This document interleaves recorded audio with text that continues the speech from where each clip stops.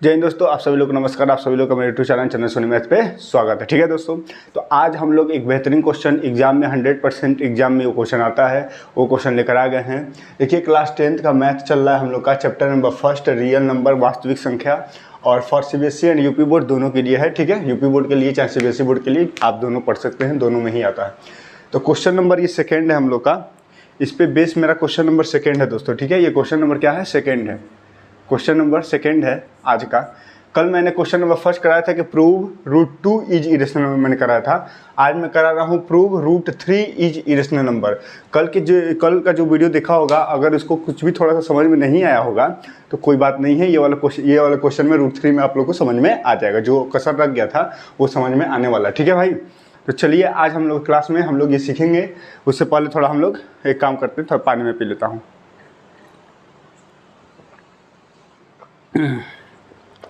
पानी नहीं है, ये है जीरा, लाहौरी जीरा। ठीक है,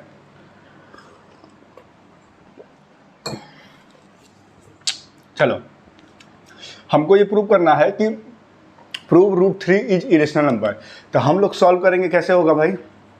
ये होगा सर, देखो ध्यान से सभी लोग, कि लेटस हम बताए थे आप लोग को कि कंट्रडिक्शन मेथड से सॉल्व करते हैं, विरोधाभास विधि द्वारा इसको सॉल्व किया जाता है। ये इरेशनल नंबर प्रूव करने के लिए बोल रहा है। हम लोग मान लेंगे कि इरेशनल नंबर है और इरेशनल नंबर नाम मान करके प्रूव करेंगे। लास्ट में पता चलेगा कि इरेशनल नंबर प्रूव नहीं होगा, तो इस प्रकार वो क्या हो जाएगा, इरेशनल नंबर प्रूव हो जाएगा। तो कंट्रडिक्शन मतलब लेटस एज्यूम, लिखेंगे ऐसे, let's assume to the contrary √3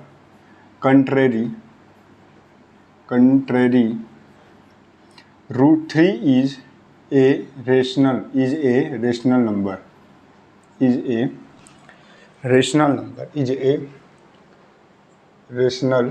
number।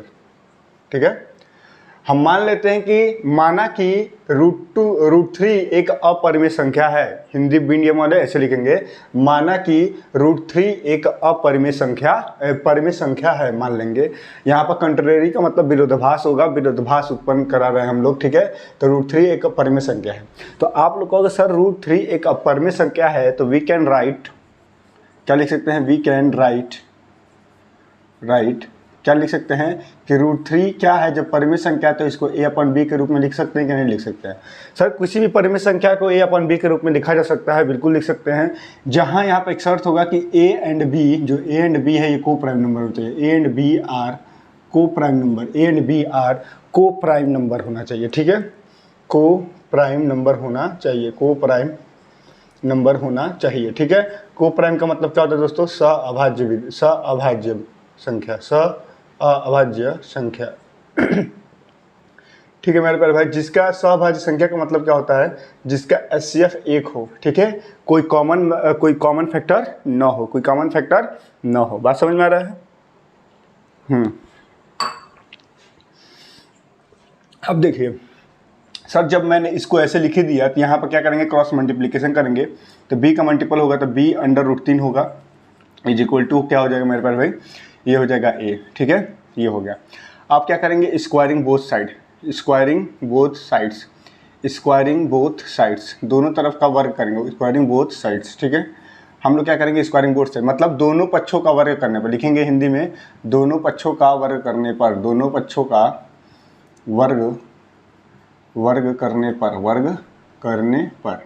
वर्ग करने पर। ठीक है, दोनों पक्षों का वर्ग किया जाए, तो इसका वर्ग करेंगे तो b √3 का होल स्क्वायर करेंगे दोस्तों, और ये क्या होगा, a का स्क्वायर होगा। ठीक है, तो क्या हो जाएगा, ये 3 हो जाएगा, b स्क्वायर हो जाएगा, तो 3b स्क्वायर होगा बराबर क्या होगा, a स्क्वायर। तो यहाँ पे देखेंगे b स्क्वायर बराबर क्या हो जाएगा, a स्क्वायर अपॉन में क्या हो जाएगा, 3। यहाँ पर देख रहे हैं कि a स्क्वायर 3 a स्क्वायर को डिवाइड कर रहा है, तो लिखेंगे a square is divisible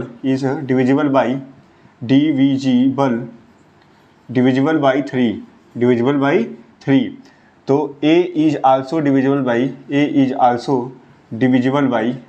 by 3। ठीक है, ये कौन सा थियरम है दोस्तों, थियरम नंबर कौन सा है बताइए? थियरम मैं पढ़ाया था कल के क्लास, देख लीजिएगा, 1.3 थियरम है। ठीक है, 1.3 थियरम है। यूट्यूब पर सर्च करेगा चंदन सोनी मैथ, उसमें पहला वीडियो आएगा √2 का, वो देख लीजिएगा। उसी में मैं ये थ्योरम बताया हूँ कि कोई भी नंबर अगर है कोई p नंबर है, ये a स्क्वायर को डिवाइड कर रहा है मेरे प्यारे भाई, तो ये p यही प्राइम नंबर ये a को भी डिवाइड करेगा। इसी को हम लोग थ्योरम नंबर थर्ड बोलते हैं, थ्योरम नंबर थर्ड एनसीईआरटी में दिया गया है ये। तो वही कह रहा है कि सर a स्क्वायर को 3 डिवाइड कर रहा है, तो a स्क्वायर 3 से डिवाइड है, तो a भी 3 से डिवाइड होगा। ये बात समझ में आ रहा है? बिल्कुल समझ में आ रहा है, बहुत बढ़िया सर। जब ये a 3 से डिवाइड हो रहा है, ठीक है, कोई दिक्कत वाली बात नहीं है। अब यहाँ पर हमको समझते रहे कि सर ये 3 a को डिवाइड कर रहा है, a स्क्वायर को डिवाइड कर रहा है, ये नहीं कर रहा है भाई, यानी 3 a स्क्वायर का डिवाइड कर रहा है। इसका मतलब यहाँ पर हम लोग समझने वाले हैं कि सर क्या होगा अब आगे, ठीक है। यहाँ तक आप लोग थोड़ा नोट कर लीजिए, यहाँ तक आप लोग थोड़ा नोट करके दिखाइए भाई, ठीक है।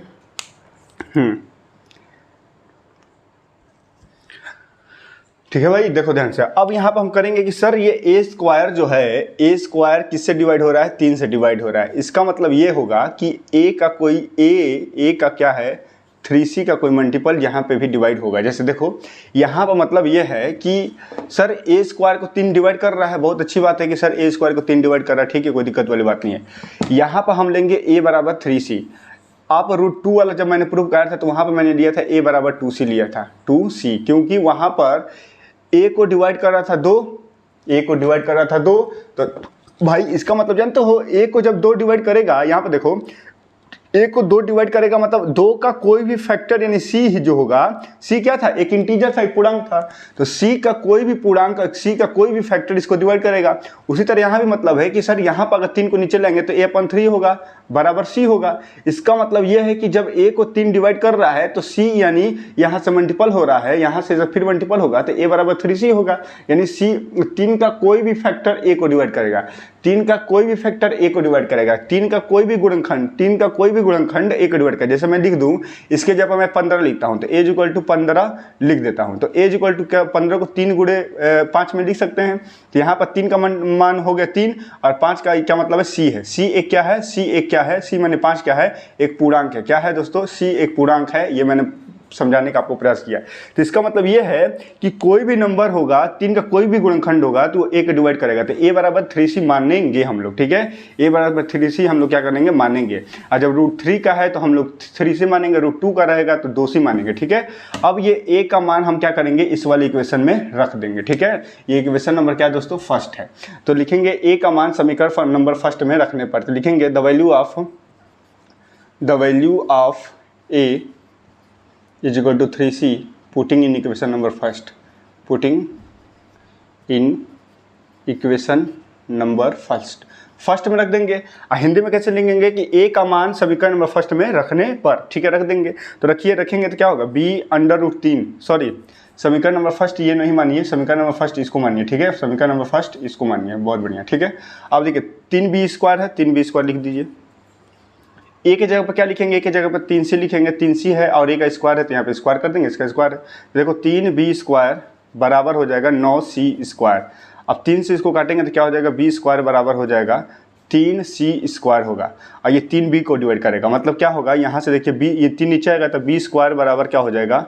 b² c² = b² नीचे आ जाएगा 3।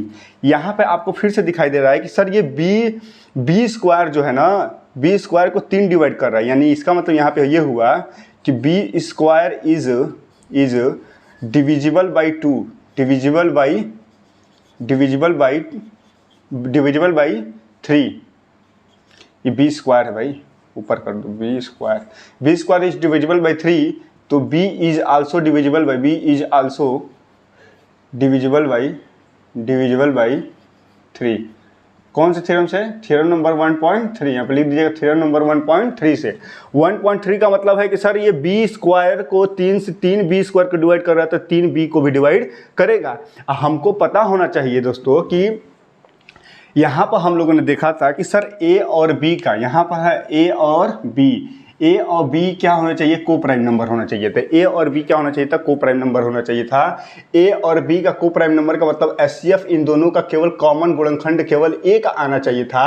और यहाँ पर मैं देख रहा हूँ कि यही a है और यही b है। ये a का गुणनखंड यहाँ पे देखो, a का गुणनखंड 3 है, a 3 से भी भाग हो रहा है, अब b भी यहाँ पर क्या हो रहा है? 3 से भाग हो रहा है। इसका मतलब a b का गुणनखंड जो है कि a के HCF 1 के अलावा भी तीन भी फैक्टर है, तीन भी फैक्टर है, तीन से भी भाग हो रहा है, इसका मतलब यहाँ पर जो हमारा एजम्पशन था वो गलत है। वो एजम्पशन हमारा क्या था, यहाँ पर गलत था। पहले आप लोग यहाँ से उतारेंगे, फिर ये उतारेंगे, यहाँ तक उतार लेंगे, उसके बाद मैं आगे लिखूंगा भी कैसे लिखा जाएगा कि सर यहाँ पर हमको देखना है कि यहाँ पे कंट्रडिक्शन अराइज हो गया है, एक विरोधाभास उत्पन्न हो गया है कि सर ए और बी एक को प्राइम नंबर होना चाहिए। को प्राइम नंबर का मतलब कि ऐसे दो नंबर जिनका केवल कॉमन फैक्टर यानी कि उभयनिष्ठ गुणनखंड केवल एक होना चाहिए। और यहाँ पर हम देख रहे हैं कि सर उभयनिष्ठ फैक्टर यहाँ पर तीन भी है, इन तीन भी है और एक भी है, तो ये तो इसका मतलब हम लोगों ने यहाँ पर गलत माना है। ये √3 रेशनल नंबर नहीं है, ये √3 रेशनल नंबर नहीं तो क्या है, ये रेशनल नंबर प्रूव हो गया। तो हम लोग इसी बात को अब लिखेंगे, इसको स्क्रीनशॉट लेकर यहाँ तक उतारिए। अब हम लोग लिखते हैं कि कैसे लिखाएगा ये, ठीक है। मैं मिटाता हूँ इसको, स्क्रीनशॉट ले लीजिए और उतार लीजिएगा, ठीक है। फिर मैं इसको मिटाता हूँ। अब मैं यहाँ पर लिखूँगा कि कैसे ये होगा, ठीक है। कि अब यहाँ पर मैं लिखता हूँ, यहाँ पर जगह है, लिख लूँगा यहाँ इतना में, ठीक है। तो यहाँ पर हम लोग लिखने जाएंगे कि सर कैसे यहाँ पर लिखा जाए, कि सर ये कैसे लिखा जाएगा, ये हमको समझना है, ठीक है। तो यहाँ पर हम लोग देखेंगे कि दिस मीन्स, अब यहाँ पर हमको देख रहे हैं कि ए 3 को डिवाइड हो रहा है, बी भी 3 से डिवाइड हो रहा है, कोई दिक्कत वाली बात नहीं है। तो यहाँ पर हमको पता होना चाहिए कि देयरफॉर इस प्रकार लिखेंगे, देयरफॉर इस प्रकार ए एंड बी, ठीक है, A and B have at least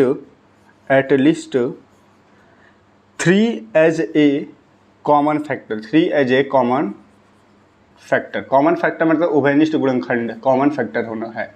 correct कि देयरफॉर इस प्रकार यहाँ पर देख रहे हैं कि ए और बी का कम से कम यहाँ पर तीन भी जो है, तीन इसका यहाँ पर क्या है, उभयनिष्ठ गुणनखंड है। हमको पता है कि एचसीएफ क्या होना चाहिए, ए और बी का एचसीएफ केवल एक होना चाहिए। और यहाँ पे ए और बी का एचसीएफ सर एक भी है और तीन भी है, ये एक से भी कट रहा है, तीन से भी कट रहा है, ये तो गलत बात हो गया सर। यहाँ पर को प्राइम होना चाहिए, लेकिन यहाँ पर को प्राइम नहीं है, ये तो यहाँ पर प्राइम नंबर होने जा रहा है। तो इसका मतलब यहाँ पर कॉमन फैक्टर दिखाई दे रहा है कि नहीं दिखाई दे रहा है। तो यहाँ पर लिखेंगे बट दिस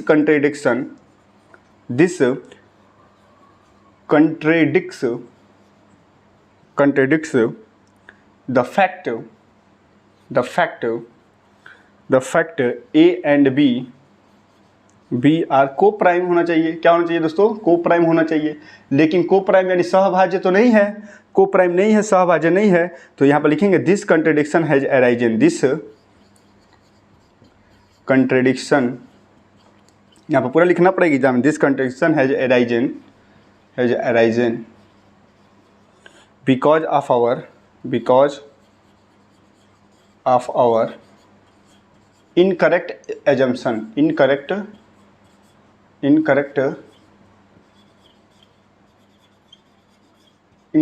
एजम्पशन, ठीक है। That √3 is rational. जो हम √3 को रेशनल नंबर माने हैं, जो हमारा एजम्पशन है वो गलत साबित हो गया कि √3 एक रेशनल नंबर है। √3 एक रेशनल नंबर है तो क्या होगा, सो वी इसलिए हम conclude that √3 is irrational number, ठीक है। सो वी कंक्लूड डेट, यहाँ पर लिख देंगे सो वी कंक्लूड डेट कि √3 is irrational number, hence proved. यहाँ पे लिख देंगे हेंस प्रूव्ड। दिखाई नहीं देता होगा, जो भी है देख लेना, ठीक है। हेंस प्रूव्ड दिखाई दे रहा है भाई, हाँ दिखाई तो दे रहा है, ठीक है। तो मैं समझाता हूँ मैंने क्या लिखा है, यहाँ पर ध्यान से देखिए भाई, मैंने कहा कि therefore A and B have at least 3 as a common factor. यहाँ पर हमको देखने को मिल रहा है कि सर ए और बी का यहाँ पर क्या है, तीन क्या है, उभयनिष्ठ गुणनखंड है, यानी कि उभयनिष्ठ गुणनखंड कॉमन फैक्टर दिखाई दे रहा है, जो कि नहीं होना चाहिए था। क्योंकि वो क्वेश्चन में कहा था कि ए बी को प्राइम है, को प्राइम का केवल एचसीएफ एक होना चाहिए, लेकिन हमको यहाँ पर दिखाई दे रहा है कि तीन भी फैक्टर है सर। इसका मतलब, लेकिन this contradicts the fact A and P R, लेकिन हमारा जो कंट्राडिक्ट था कि ए और बी को प्राइम है, ये मेरा शर्त था, लेकिन ये शर्त को फॉलो नहीं हुआ, तो द कंट्राडिक्शन हैज अराइजन, यहाँ पर विरोधाभास उत्पन्न हो चुका है भाई। ये मेरा शर्त है, इस शर्त को फॉलो नहीं हुआ, द कंट्राडिक्शन हैज अराइजन हो गया है कि ए बी का एक जो है, ए बी ने यहाँ पे देखो द कंट्राडिक्शन हैज अराइजन हो गया है कि because of our incorrect assumption. क्यों अराइजन हुआ है? क्योंकि हम लोगों ने गलत एजम्पशन मान लिया है भाई, दैट √3 इज रेशनल नंबर, कि √3 रेशनल नंबर है, ये गलत माने हैं। तो क्या होगा? So we concluded the √3 is irrational number. So we इसलिए हम क्या कहेंगे कि √3 एक इरेशनल नंबर है, जब रेशनल नहीं है तो इरेशनल नंबर है, हेंस प्रूव लिख देंगे। ठीक है, मैंने कहा था कि ए और बी का क्या है, यहाँ पे एक के साथ साथ 3 भी है। ठीक है, तो ये वाला चीज़ होगा। बात समझ में आ रहा है कि नहीं आ रहा है? चलिए, यही सवाल था और ये मोस्ट इंपॉर्टेंट सवाल है दोस्तों। ये 100% एग्जाम में छपने वाला सवाल है, 100% आपके एग्जाम में देखने को मिलेगा। 100% लिख लीजिए, 100% किसी न किसी सेट में आपको √3 का क्वेश्चन देखने को मिलेगा, √2 को मिलेगा और √5 का भी मिलेगा। ठीक है दोस्तों, तो आई थिंक ये वीडियो आपको समझ में आया होगा, ये लेक्चर आपको समझ में आया होगा। और समझ में आया है तो वीडियो को लाइक कर दीजिएगा, शेयर कर दीजिएगा और अच्छा कमेंट करके बताइएगा, कमेंट करिएगा कि सर आपको समझ में आया कि नहीं। और चैनल पर नया है तो सब्सक्राइब करिएगा, हमेशा इसको प्रमोट किया कर दीजिए, सपोर्ट किया करिए। ठीक है, keep sharing, keep support, all the best. जय हिंद, जय भारत, भारत माता की जय, वंदे मातरम, जय मां सरस्वती।